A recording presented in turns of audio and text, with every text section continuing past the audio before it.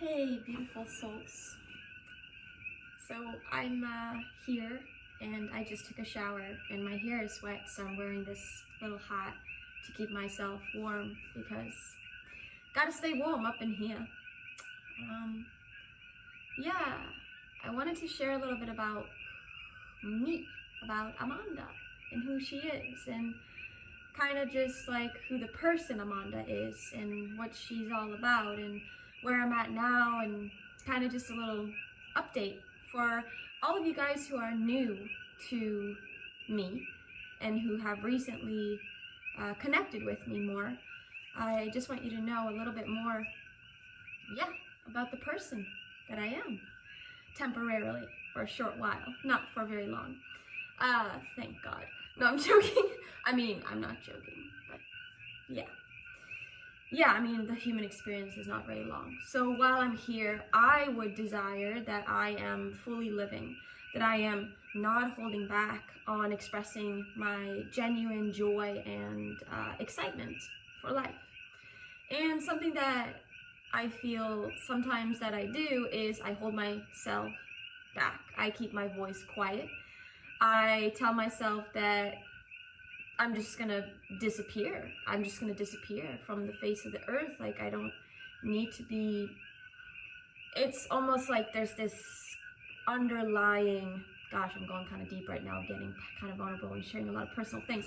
But sometimes there's like this underlying feeling of like, ever since my near-death experience, truthfully, like, I was like, whoa, why did I choose to come back? Seriously, why did I choose to fucking come back here?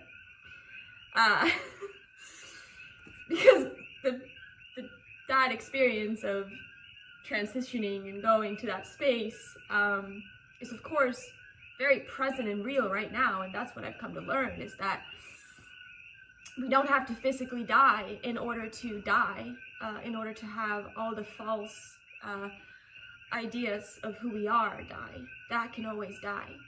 There can always be another self-image that crumbles in the face of love when we're willing, when I'm willing to be with an open heart and to be with love towards whatever arises.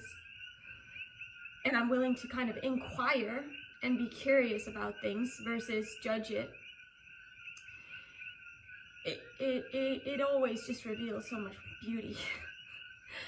And I'm totally fine and okay. I'm just a little emotional because I just feel really, really touched. So yeah, who is this person? Who is this person, Amanda?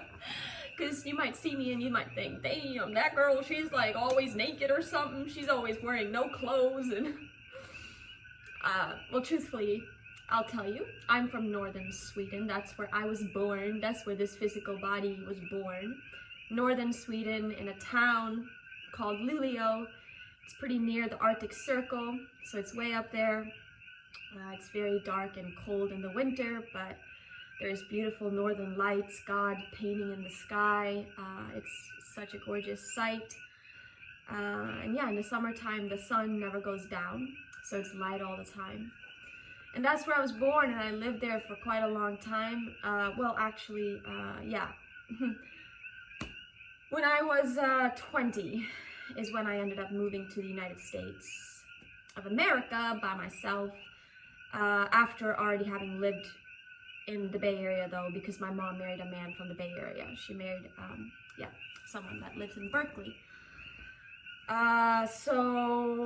And automatically when my mom married this man, I had like a lot of brothers.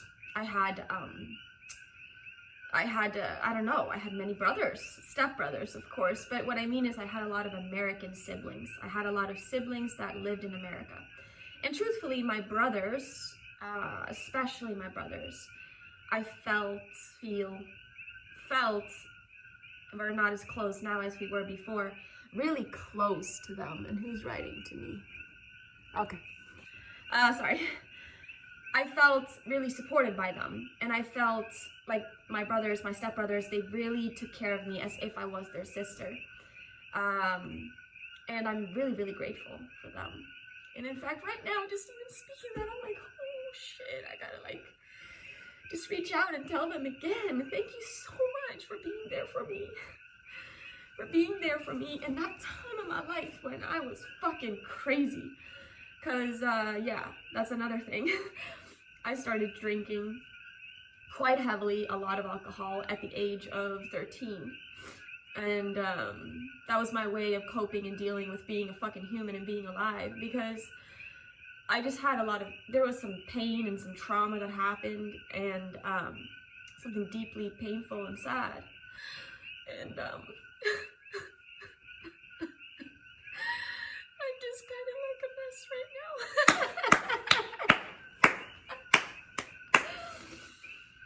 I am emotionally stable, but I'm also very emotional, okay? And truthfully, I have a potion right here.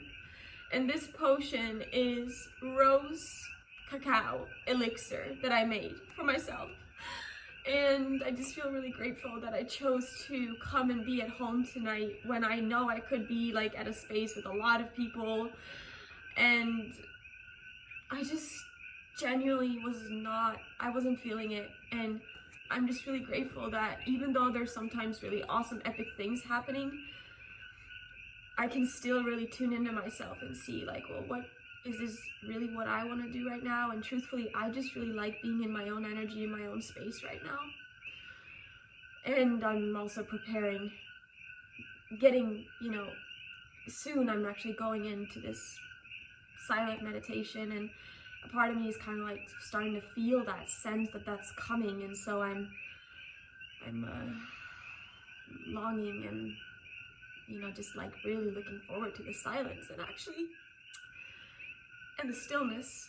And actually that's one of the reasons I think why I feel emotional right now, is because I've been watching this video of Esen Goenka, which is the teacher of this Vipassana, which is the course that I'm going to, which I've been in quite deeply for a long time. I did my first course at 2012, and also lived at the Hawaii Vipassana Center for 5 years before it got covered by the lava in 2018. But yeah, I was watching a video of Esen Goenka today, sitting here just meditating. Some of the thoughts in my head was like, shouldn't you go to that party? There's a party. Shouldn't you go to the party? There's a lot of people there. There's all these cool people. There's probably gonna be so much fun. There's probably jamming and music, and you're missing out, the mind was saying. And I was like, just so much noise. So much noise.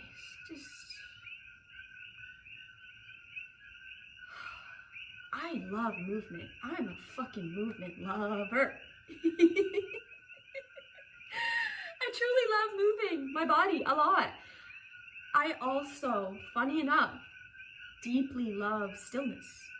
I value and appreciate and see the importance of balance. And so yeah, I'm a very fidgety, movity person. I'm also in the Vata and Ayurveda. I'm air sign, and I'm also, I'm just airy, like I could easily be flying above the clouds. And a big part of my journey has been to ground down, to center and ground down. That's why I've been enjoying doing the sexual healing work and the tantra work and the embodiment work, because it helps me to connect more to the earth, to my root, actually. And that's why also, sexual healing work, connecting to my root, actually, literally, has been profoundly helpful and healing for me in my life.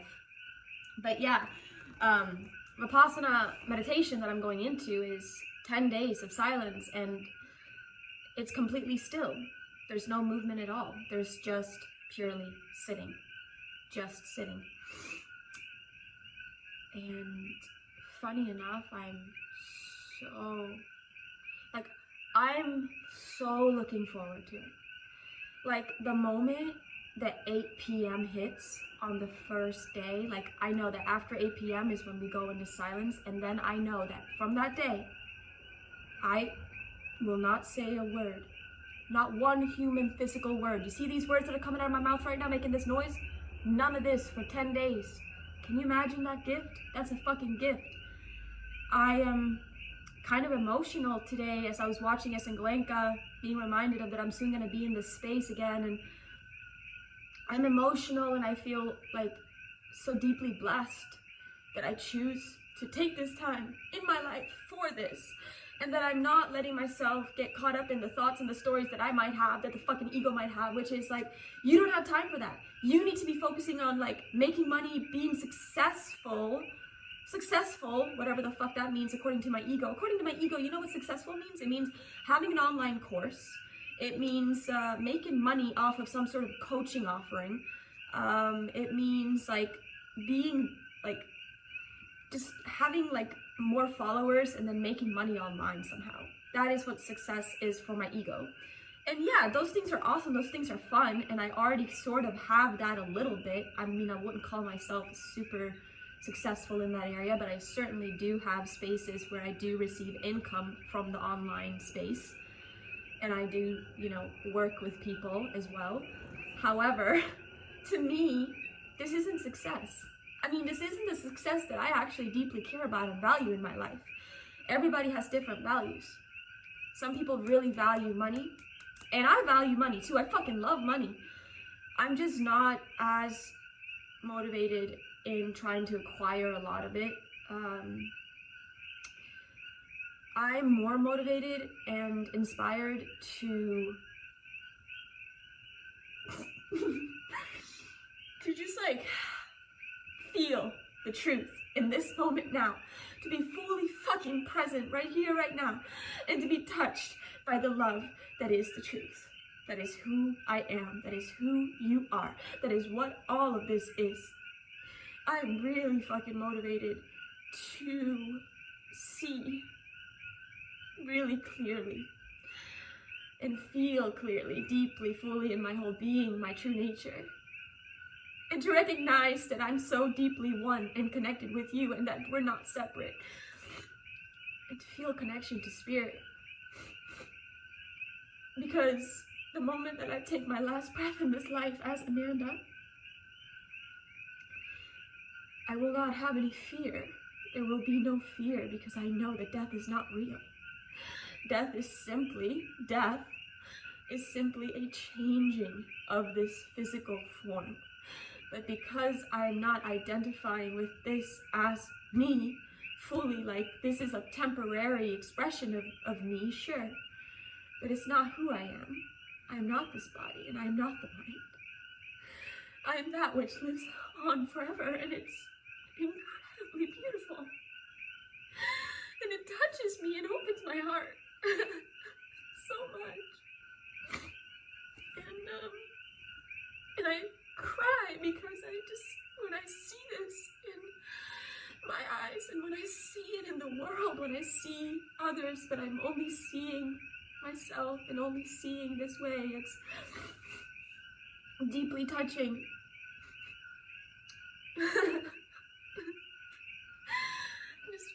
That's why I'm here. And now all the fucking business people are like, well, bitch, you gotta get to work. You gotta hustle. You gotta fucking hustle, sell your ass on the internet. I do make money off of my sexy ass sometimes, truthfully, which is really funny that I just said that. I'm really, I feel like I'm a nun. I feel like I'm like a nun, but I'm also like, I have the quality of like a sacred whore, or not a sacred whore, but just like an animal, a wild animal who doesn't give a fuck about who sees her naked, and who really loves her asshole and her pussy and, you know, all the slimes and spit and fucking everything, wetness, juice, all that stuff. Like, I love my animal primal self, wild self, and I'm also my sexual nature, my sexual energy. I love sharing in that space with beings that I feel a pretty deeper soul resonance with, and like emotional connection as well, and a heart connection and an intimacy with. Quite discerning though on whom I connect with sexually.